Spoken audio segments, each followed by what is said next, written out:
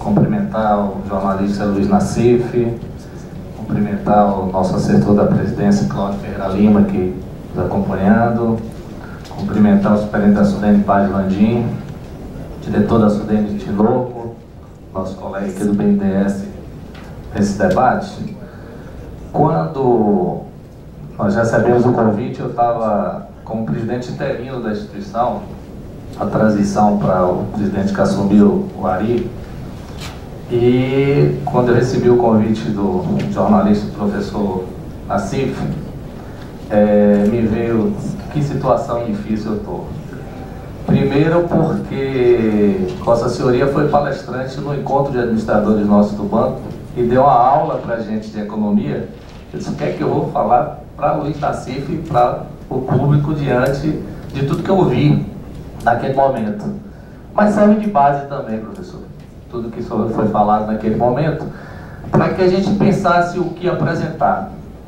A nossa assessoria fez uma apresentação muito no foco institucional da empresa, dando números, resultados do Banco do Nordeste, mas a gente preferiu não fazer a apresentação em PowerPoint, porque na nossa visão de 35 anos de Banco do Nordeste, toda ela focada na área de atuação do Nordeste, Norte de Minas e Norte do Espírito Santo, a gente vem acompanhando essa evolução, não só do BNB, como da própria economia do Nordeste, e fica muito claro como passam 60 anos, passa a história, e a gente continua lembrando do Celso Furtado, né?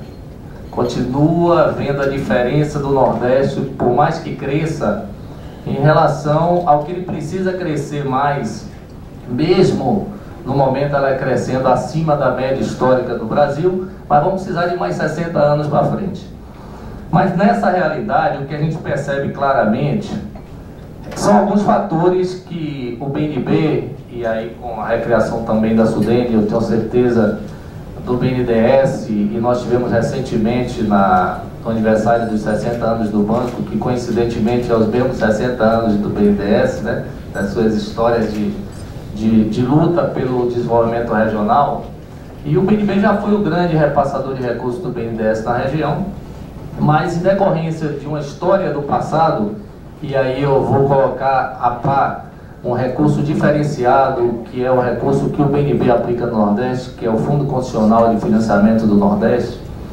Em 2002, e fazendo uma história da sua criação por lei do Fundo Constitucional, que ela é oriundo do IPI, Imposto de Renda, que gera 1,8% desse capital ano para desenvolver a economia do Nordeste. Em 2002, nós tínhamos um ativo abaixo de 7 bilhões de reais do fundo. Tínhamos um capital contingenciado que ele é cumulativo, ele não é orçamentário, de 10 bilhões em caixa.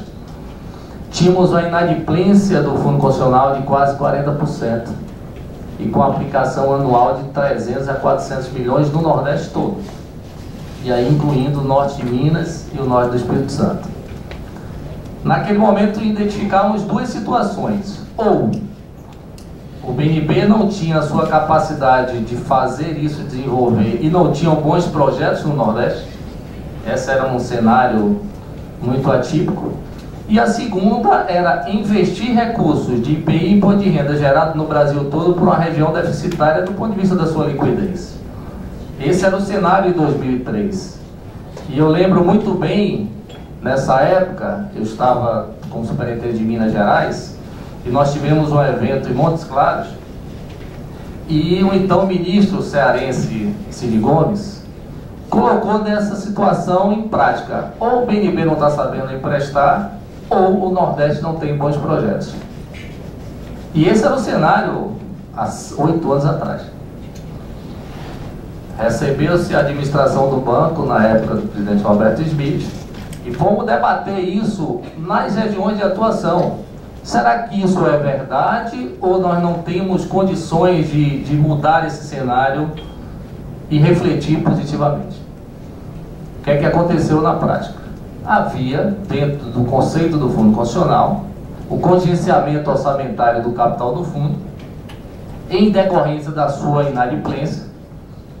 Por por isso que gerou 10 bilhões de saldo em caixa sem emprestar, achando que o Nordeste não era viável e que não tinha bons empresários, seja do ponto de vista regional ou até local, nos seus municípios, ou realmente não tinha investimento. Não era verdade nem uma coisa nem outra. Precisava sim gerar a condição de estabilidade dos empresários na própria região e fazer com que essa alavancagem, através de empresas de outras regiões do Brasil, Centro-Oeste e Sul ou até multinacionais, se sentissem atraídos não só pelos encargos do fundo do FNS subsidiário, mas infraestruturas e qualificação de mão de obra para esses investimentos serem realizados. E aí se começa o novo cenário de 2003 para frente. Tinha-se um capital do fundo, meramente concentrado em 89% do capital dele no crédito rural. No crédito rural, muito mais com interesse de subsistência do que uma atividade de desenvolvimento. Foi aí onde começou a crescer o agronegócio nos cerrados baiano, piauiense e maranhense, que, comparando-se o que era há 10 anos atrás e o que é hoje, o agronegócio do Cerrado Baiano já representa 23% do PIB do estado. E o caminho do Maranhão e Piauí estão no mesmo cenário, diferença de 10 anos entre um e outro, a ponto de que esse agronegócio no Cerrado Baiano já tem empreendedores que viveram lá 40 anos, que já estão vendendo a sua propriedade por incapacidade de comprar mais terra, para investir no Piauí, fazendo também o agronegócio no Piauí. Então esse é um outro fator de desenvolvimento que não se torna o crédito rural apenas subsistência, ela é agregador de desenvolvimento econômico dessas regiões, favorecendo inclusive um outro ponto, onde foi criado também pela política de governo, a agricultura familiar. Uma agricultura familiar que o Pronaf, que tinha uma visão meramente de subsistência, e hoje nós estamos vendo já uma agricultura com a qualidade do crédito, fazendo com que agregue valor através de pequenas agroindústrias nesse cenário. Nessa visão, nós percebemos claramente como é importante que haja a integração desse pequeno com o aglomerado produtivo da região Nordeste. Eu costumo dizer até que a agricultura familiar, ela se assemelha muito com o shopping center. Que você só consegue desenvolver um shopping center tendo a âncora, mas tendo as lojas ao seu redor. A agricultura familiar não vai desenvolver se ela não tiver as âncoras ao seu redor para fazer multiplicar tanto o processo de qualificação técnica, como é o final, que é a comercialização dessa produção. Então nós viemos a entender esse cenário como banco de fomento. Paralelamente a isso, cria-se alguns mecanismos de distribuição espacial dos recursos. Eu estou dizendo o FNE porque ele representa um ativo substancial de quase 40 bilhões do Nordeste e é o maior fundo de desenvolvimento hoje, logicamente agora com o apoio da SUDENE. Eu não vou falar da SUDENE nem do FDNE porque o nosso superintendente da SUDENE vai falar um pouco sobre o FDNE, que passa a ser fundamental nos próximos 10 anos para virar um outro capital como é o FNE, pela sua atividade decorrência de não ser mais orçamentário e ser financeiro, vai ser um fundo complementar. Mas esse fato também foi positivo do ponto de vista de que nós saímos de 2003, já no primeiro ano do novo governo, de R$1 bilhão que já tinha um crescimento de 400 milhões para 1 bilhão. Para termos aplicados o ano passado 11,5 bilhões de recursos do FNE no Nordeste. São 10 vezes mais.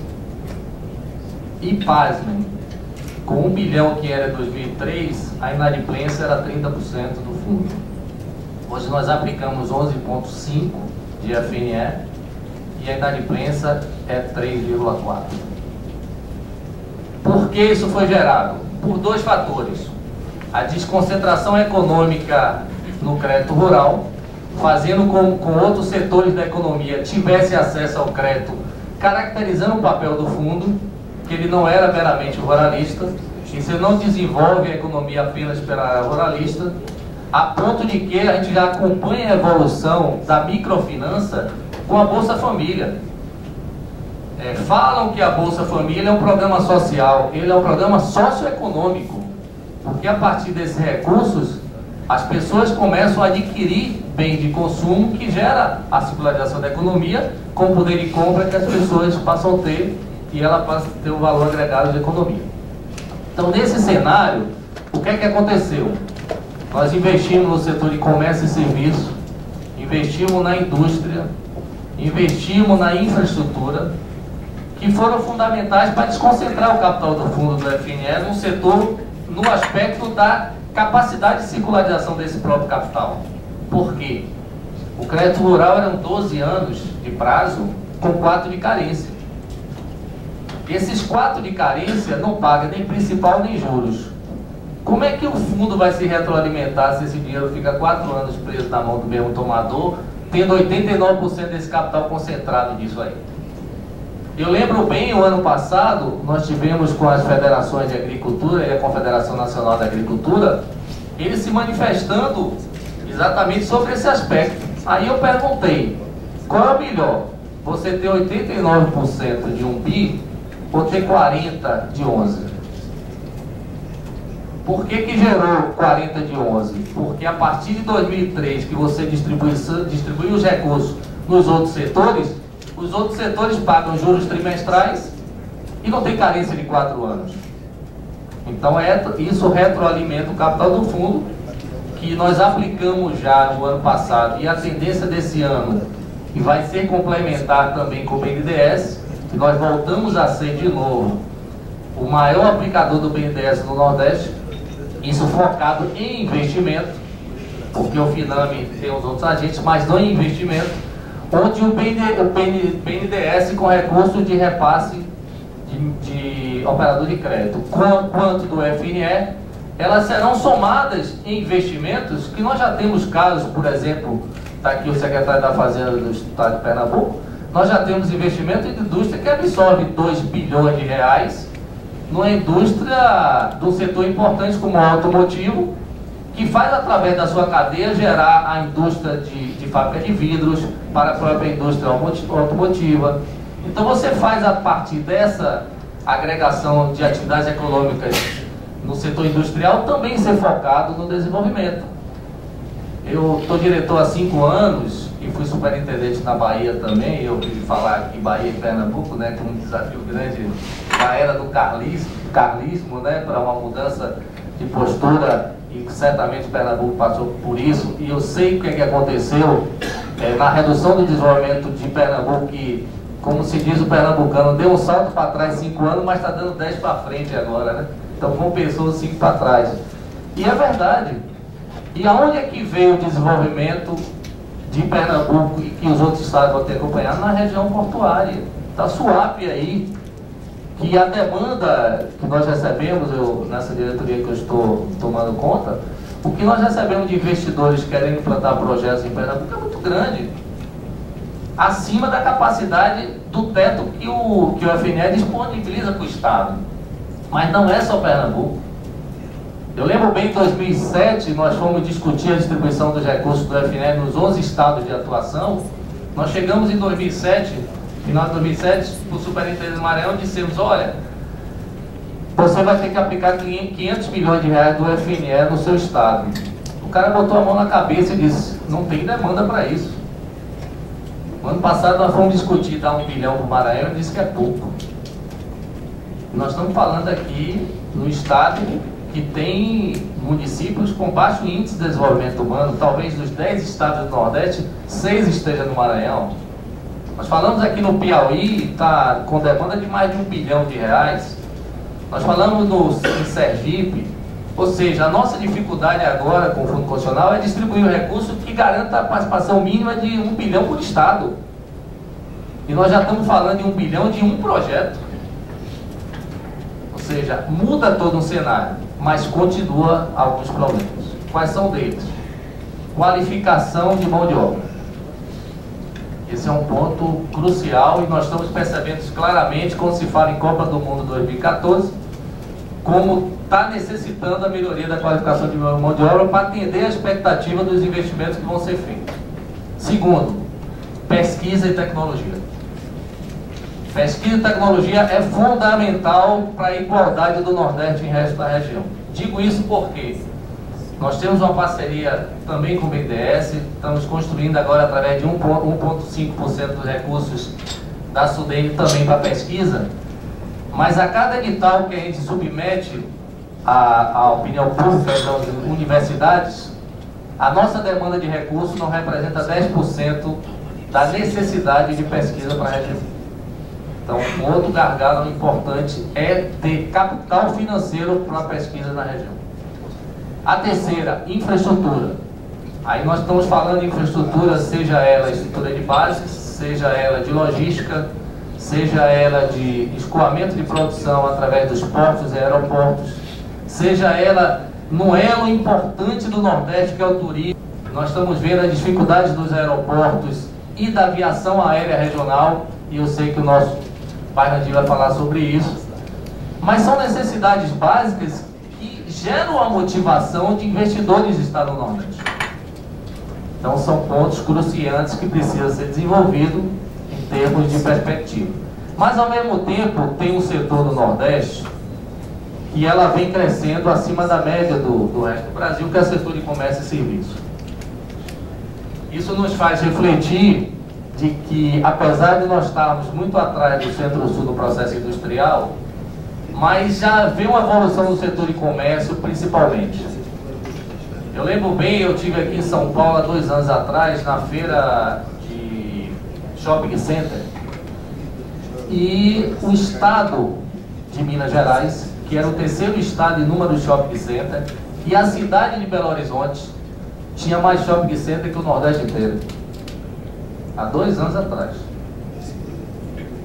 Hoje, o Nordeste tem mais shopping center do que Belo Horizonte.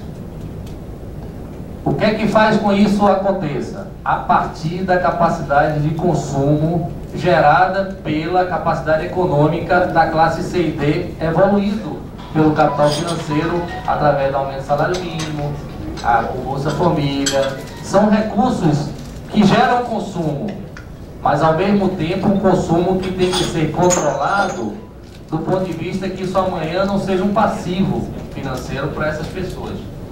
Então essa preocupação, quando se fala muito em CDC consignado para funcionário público, CDC consignado para aposentados e etc., isso é muito bom do ponto de vista de capacidade financeira para as pessoas, mas tem que ter o equilíbrio entre esse capital e a capacidade das pessoas consumirem, mas ao mesmo tempo saberem que poupar é fundamental também num processo de desenvolvimento. Então esses são os pontos principais, jornalista Luiz da Silva, que a gente queria colocar.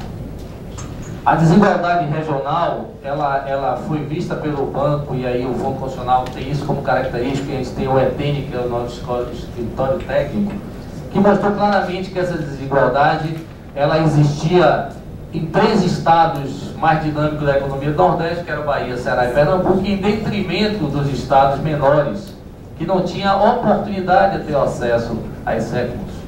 Eu digo isso com muita tranquilidade, que eu assumi a diretoria como cidadão baiano.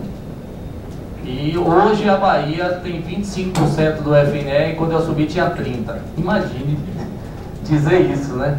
Mas é melhor ter 30 de 11 do que ter 20 de 11 do que 30 de 4, 5, e você não fazer a distribuição econômica e diminuir a desigualdade. A mesma coisa nos próprios estados. Quando os estados desenvolvem perspectivas de incentivos para levar o processo industrial ou de desenvolvimento da interiorização disso, que é fundamental, porque as capitais, as regiões metropolitanas ainda têm uma concentração muito forte de desenvolvimento econômico, é preciso que leve essas infraestruturas para o interior do estado. E aí nós estamos vendo 2 pontos importantes para a região Nordeste, de investimentos fundamentais para esse crescimento da desconcentração da região metropolitana.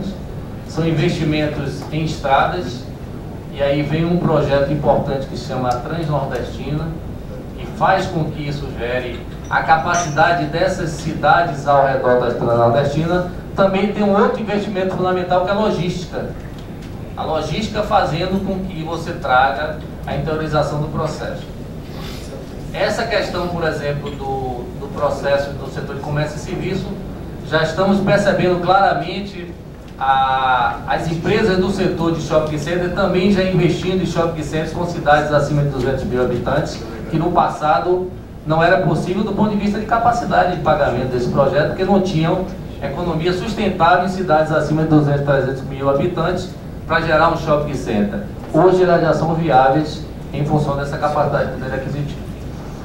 Vimos também algumas indústrias de agregação de valor do processo agroindustrial importantes também, e aí falo basicamente da irrigação, da fruticultura no Nordeste também, que são fundamentais e necessários para o desenvolvimento dessas regiões.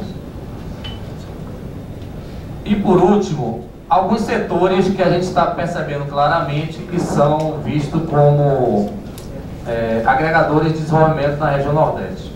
O setor automotivo, já foi dito por Paulo aqui, do secretário, as siderurgias, e aí nós temos a siderurgia no Ceará, a indústria naval, que é importante, principalmente para que a gente possa ter, através dessa indústria naval, ter a capacidade de navios brasileiros ocuparem o seu espaço, que a gente sabe que a indústria chinesa hoje ocupa a grande maioria da indústria naval em mares brasileiros, porque a gente não tinha navio, e aí a Petrobras é fundamental para que traga também essa indústria naval de produção própria. A indústria alimentícia vem crescendo muito no Nordeste, e aí me chama muito a atenção alguns grupos do Nordeste que começaram com apenas um armazenzinho e hoje são grandes potências do setor alimentício do Nordeste. A questão de infraestrutura eu já falei, e aí, além de transnordestina e logística, observamos claramente desses últimos 5 anos a energia eólica como importante dentro da região Nordeste. E o BNB com o BNDES e a SUDENE foram fundamentais em ter parques eólicos no Nordeste, importantes para o desenvolvimento regional. E, por último, para encerrar, eu gostaria de falar um pouco sobre a infraestrutura que ela vem da base do setor público. E aí o jornalista Luiz Nassif tocou num ponto que eu acho crucial e que deve ser cada vez mais amadurecido e melhorado no Nordeste. Não tem empresas para fazer bons projetos no setor público, a ponto de que se devolve orçamento disponível por não ter projetos. Para fazer projeto na região Nordeste, o dinheiro está lá, mas não tem empresa suficiente. E essa preocupação é um constante. A presidenta Dilma Rousseff lançou um programa agora que chama-se o Proinvest, do próprio BNDES. Eu sei que o colega vai fazer isso. E a nossa preocupação conjunta, a ponto de que os bancos federais, Banco do Nordeste, Banco do Brasil, Caixa Econômica, Base e BNDES, estão altamente preocupados dos 7,8 bilhões que tem aí do dinheiro disponível que o BNDES coloca em condições aqui acessíveis, de não dar conta desse projeto serem contratados até janeiro por falta de projetos. Isso a gente já está discutindo com os estados, o BNDES também já entrou alguns projetos, mas isso vai ser sempre uma constância em relação a obras públicas por falta de empresas qualificadas para esse fim. E nesse ponto, já que eu citei os bancos federais, e eu lembro bem em 2008, quando teve a crise americana e que agora se estende a uma crise europeia, existia uma preocupação muito grande com o desenvolvimento do Brasil e especificamente do Nordeste. A gente estava muito preocupado que isso influenciasse na capacidade de produção e de escoamento, principalmente por questão de exportação das produções nacionais. E eu lembro bem, naquele momento, o presidente Lula, ele chamou as federações de indústria e diga: continuem produzindo, não desempregue, que a gente vai colocar o dinheiro da economia, fazer a classe D poder ter aquisitivo para circular o capital, ou seja, a roda girar. Essa roda girar foi fundamental a participação dos bancos públicos. Se não fosse essa atitude naquele momento, talvez a marola, que não foi marola, se me desculpe a expressão, ela não foi tão marola assim, que ela reflete até hoje. E a tendência é que a gente não continuar com essa política de crescimento da capacidade de consumo, principalmente da classe C e D, a gente vai sofrer consequências tão graves como foi em 2008 na crise europeia, aí com a Espanha, com Portugal e outros países ainda em processo de dificuldade, e isso é fundamental, a França também, de que a gente continue essa política de desenvolvimento, gerando produção, gerando desenvolvimento para a economia do Brasil, onde o Nordeste não fica fora.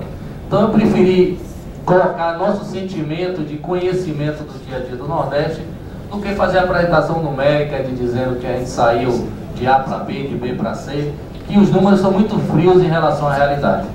Mas mesmo com esses números, o Nordeste ainda precisa crescer mais e que nós estejamos unidos nessa política de desenvolvimento da desigualdade regional entre o Nordeste, mas principalmente intra-regional entre os estados maiores, os estados que precisam desenvolver e gerar produção e emprego para que essas próprias regiões tenham a sua capacidade individual de fazer o desenvolvimento se inserindo na globalização da economia brasileira. Muito obrigado.